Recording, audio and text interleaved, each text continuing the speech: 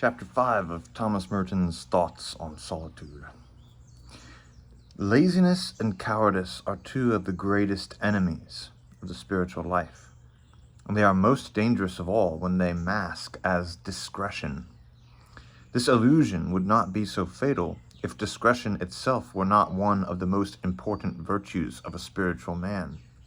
Indeed, it is discretion itself that must teach us the difference between cowardice and discretion. If thine eye be simple, but if the light which is in thee be darkness. Discretion tells us what God wants of us and what he does not want of us. In telling us this, it shows us our obligation to correspond with the inspirations of grace and to obey all the other indications of God's will. Laziness and cowardice put our own present comfort before the love of God. They fear the uncertainty of the future because they place no trust in God. Discretion warns us against wasted effort, but for the coward all effort is wasted effort. Discretion shows us where effort is wasted and when it is obligatory. Laziness flies from all risk.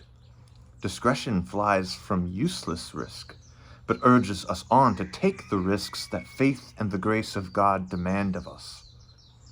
For when Jesus said the kingdom of heaven was to be won by violence, he meant that it could only be bought at the price of certain risks.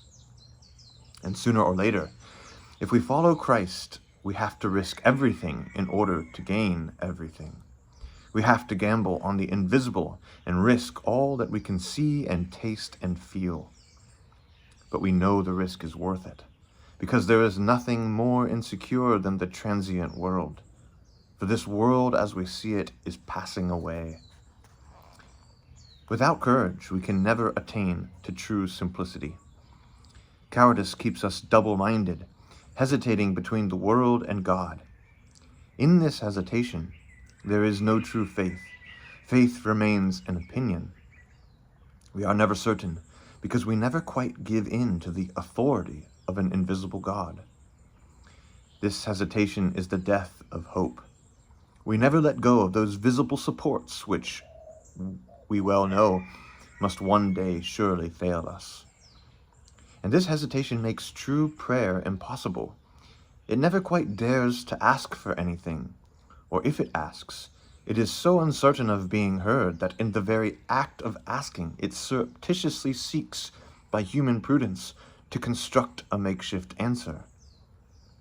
What is the use of praying if at the very moment of prayer we have so little confidence in God that we are so busy planning our own kind of answer to our prayer?